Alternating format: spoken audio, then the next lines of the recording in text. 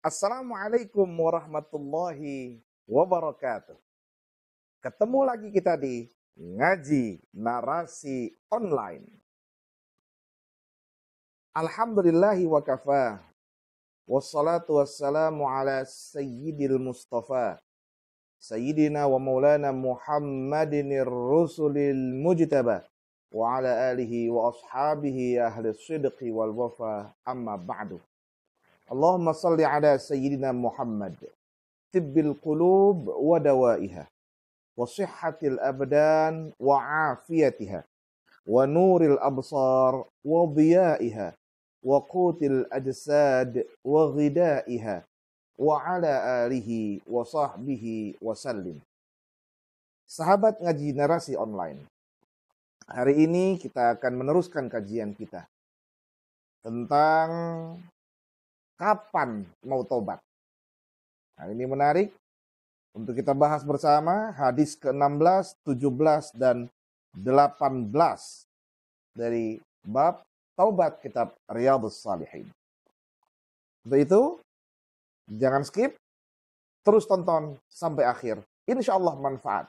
Insya Allah ilmunya penuh, full, berkah. Amin ya rabbal alamin. Bismillahirrahmanirrahim. Wa an Abi Musa Abdillah bin Qais al-Ash'ari radhiyallahu anhu.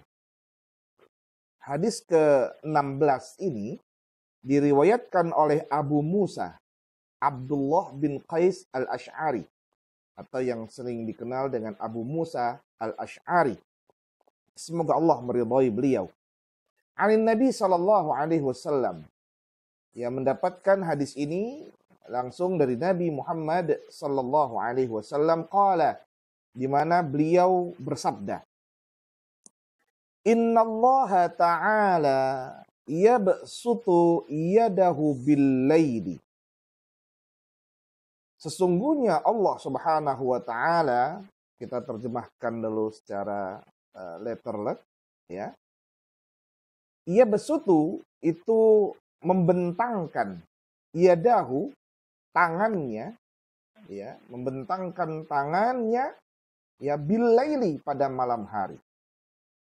Nah, ini tidak bisa diterjemahkan dengan terjemahan biasa karena nanti akan tasyabbuh dan berbahaya. Bagaimana seorang manusia nanti akan berpikir, oh kalau begitu tangan Allah nanti terbuka seperti tangannya manusia. Tidak. Artinya di sini bahwa Allah Subhanahu wa taala di setiap malam itu akan senantiasa membuka lebar rahmatnya. Ya. Terbentang luas rahmat Allah itu di malam hari. Untuk apa? Liyatuba musi'un nahar. Agar kemudian orang-orang yang berbuat tidak baik, musi, ya, di an-nahar pada siang hari, itu mendapatkan pengampunan Allah Subhanahu wa ta'ala. Jadi, konsep pertama diungkapkan oleh Nabi bahwa di setiap malam Allah membentangkan rahmatnya yang begitu luas. Agar nanti ketika siang hari manusia terbangun,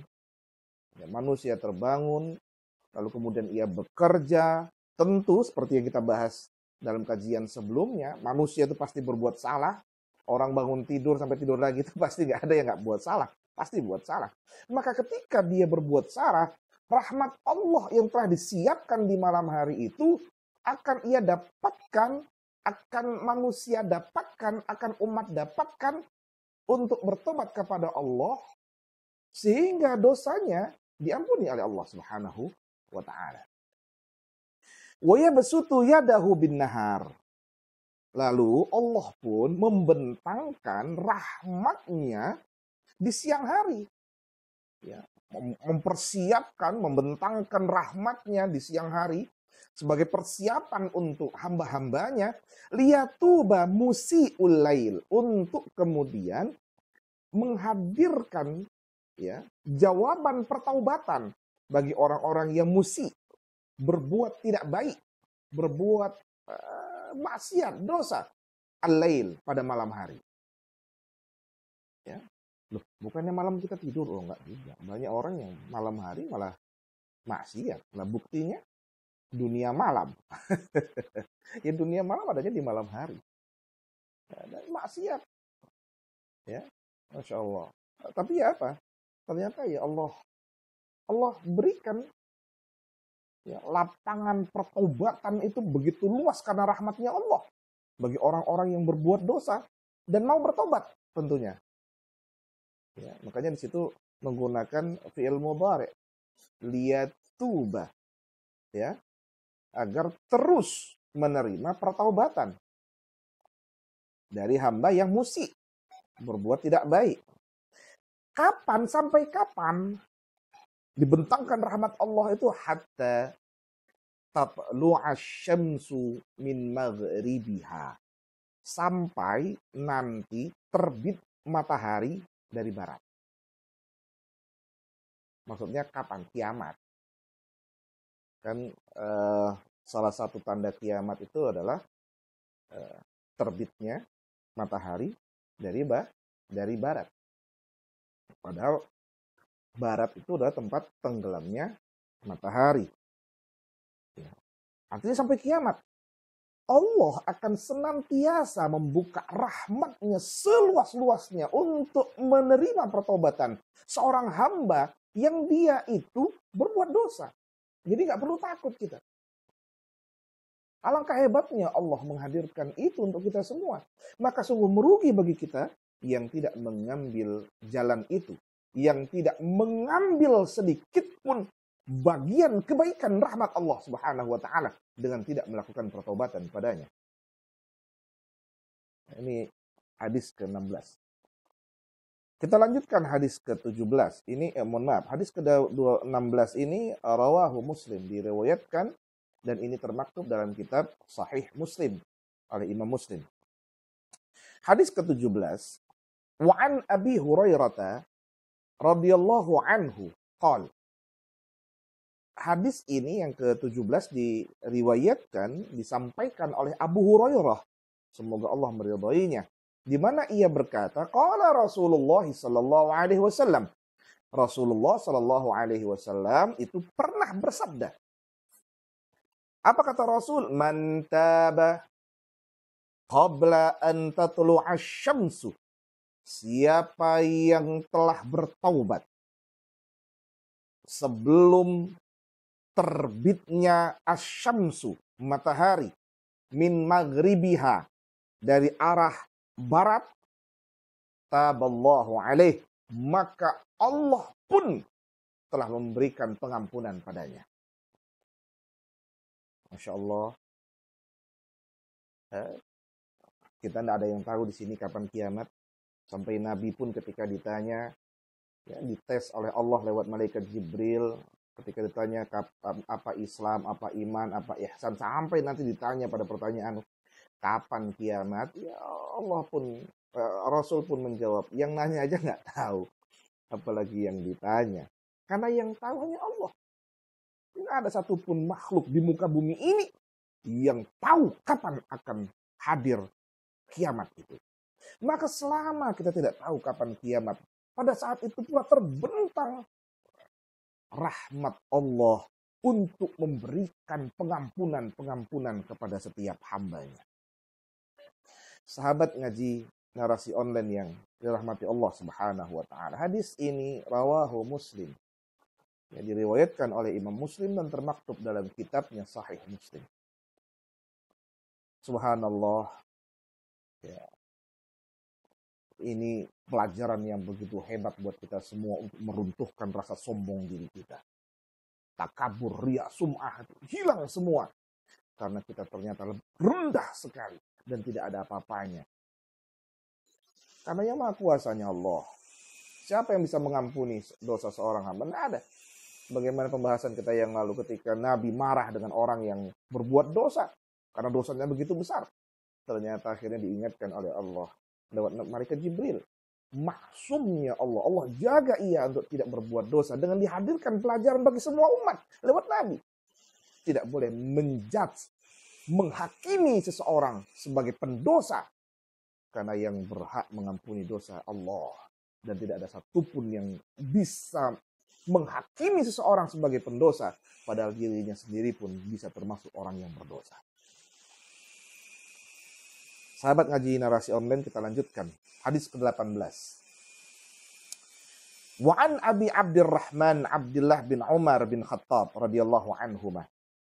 Hadis ini disampaikan oleh Abu Abdurrahman Abdullah bin Umar bin Khattab. Semoga Allah meridhai keduanya anin Nabi SAW, di mana hadis ini ya sumbernya adalah dari Nabi Muhammad SAW. Qala, Nabi bersabda, Innallaha azza wa jal, sesungguhnya Allah azza wa jal, yaqbalu taubatal abdi, akan senantiasa menerima pertaubatan seorang hamba malam yugharghir, selama hamba tersebut belum pada keadaan yugharghir, sekarat. Ruh sudah ada di tenggorokan, sudah mau keluar. Selama ruh belum di tenggorokan, belum sakaratul maut, dia bertobat kepada Allah, Allah ampuni.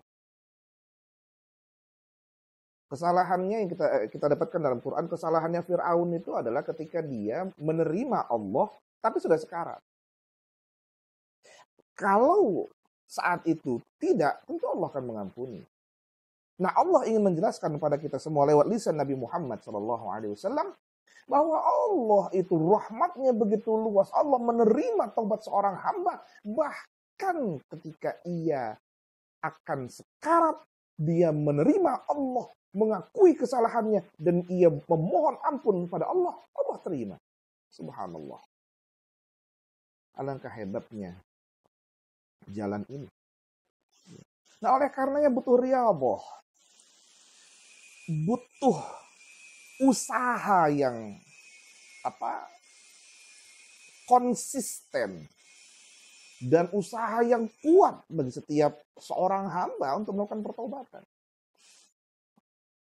Maka dalam menjelaskan ini saya teringat ya, ada dalam kitab Tanqihul Qaul ya, itu ada sebuah riwayat ya, penjelasan yang ini sumbernya dari Salman Al-Farisi, sahabat Rasulullah SAW yang terkenal sebagai insinyur dari perang Khandaq, perang Parit, ya, di mana pasukan kafir Quraisy akan menyerang, ya, lalu kemudian disiapkan ya parit besar, ya, agar mereka tidak bisa masuk. Lalu kemudian pada saat itu semua orang nggak bisa ngapa-ngapain karena sudah diserang. Lalu Allah hadirkan kuasanya. Ya, Allah hadirkan mukjizat bagi Rasulullah SAW. Ada kiriman angin sampai mereka nggak bisa apa-apa, hancur lebur. Lalu mereka pergi dari tempat tersebut. Selamat umat Islam. Ya, karena kecerdasan dari Salman Al-Farisi dan tentunya kuasa Allah yang lebih hebat. Nah, ada dalam kitab Tanqih itu dijelaskan bahwa dulu di masa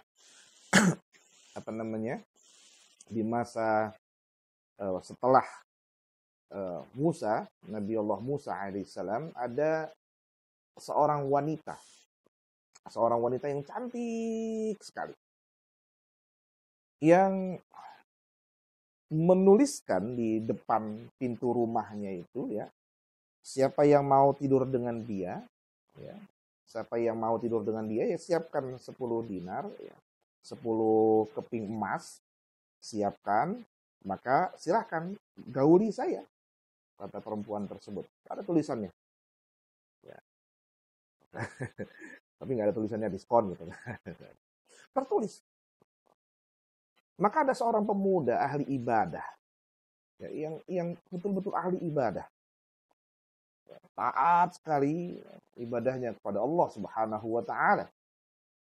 Maka setiap ia lewat rumah itu, ia lihat tulisan itu dan dia melihat perempuan tadi. Cantik sekali, Masya Allah. Ya. Mungkin kalau istilahnya zaman sekarang apa, kalau dia minum itu kelihatan airnya di lehernya, tenggorokannya. Saking cantiknya, cantik sekali. Dan setiap hari dia lewat, lama-lama ahli ibadah ini tergoda. Ya, nafsunya muncul, hawa nafsunya muncul. Akhirnya ia mempersiapkan diri untuk mencari 10 keping emas itu. Ya, dan kemudian ketika ia sudah ada uang itu, ia datangi perempuan tadi. Ia datangi sembari ia mengatakan, wahai perempuan, engkau sudah menulis siapa yang punya 10 keping emas, silakan datang dan bisa menggauli. Aku datang membawa 10 keping emas. Ketika perempuan tadi menerima, oke, ya, saya terima dan silakan. Ketika akan digauli, minta maaf, disebutkan dalam kitab Tankih itu dia sudah di atas. Ketika sudah di atas akan bersiap untuk berzina, ia ingat akan Allah Subhanahu wa taala. Ia teringat bahwa alangkah berdosanya dirinya ketika ia tahu Allah melihat, tapi ia seolah-olah menafikan Allah. Dan Allah tidak melihat. Padahal lampu sudah dimatikan, ruang sudah gelap. Dia merasa tidak ada satupun yang bisa melihat. Tapi ia teringat, Allah Maha melihat. Pada saat itulah kemudian ia melompat dari kasur itu. Sembari dia menangis sejadi-jadinya. Dia beristighfar mohon ampunan Allah. Ia tak mampu menguasai dirinya. Sehingga istighfarnya begitu kuat. Memohon ampunan Allah Subhanahu wa ta'ala. Mendengar itu perempuan tadi bertanya, apa yang terjadi? Ia katakan, Masya Allah, aku tak kuasa. Aku takut dengan Allah. Aku takut akan Allah. Bagaimana mungkin aku merasa Allah tak melihat, padahal Allah Maha melihat. Maka perempuan tadi berkata dengan marah sekali, tidak bisa. Kau telah membayar aku, sekarang gauli aku. Lalu laki-laki tadi dengan jelas gamblang ia mengatakan, wahai wanita, ambillah seluruh 10 dinar, 10 keping emas yang kuberikan. Ambillah semua. Tapi tolong bebaskan aku. Karena aku telah terikat dengan janji akad yang kita lakukan. Tolong bebaskan aku. Sembari dia menangis sejadi-jadinya. Melihat hal itu, perempuan tadi pun tertegun dan mengatakan, silahkan pergi. Setelah laki-laki pergi tadi, dan cukup beberapa hari berlalu, ya, perempuan tadi ternyata terus terpikirkan akan perilaku orang tadi. Apa yang ia pikirkan? Masya Allah, orang tadi tidak pernah berbuat dosa dan baru akan berbuat dosa. Belum berbuat dosa. Baru akan berbuat dosa. Dia sudah merasa seperti tengah berdosa sebesar-besarnya. Telah berdosa sepanjang masa. Dan perempuan itu merasa, Masya Allah, sedangkan aku adalah pendosa yang tiap hari berbuat dosa, berzina.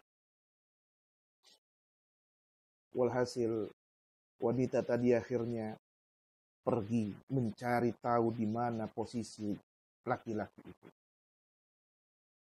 Sehingga pada akhirnya ketika ia dari satu kampung, berhari-hari ia cari, perlu perjalanan, ini saya sebut riyadhah.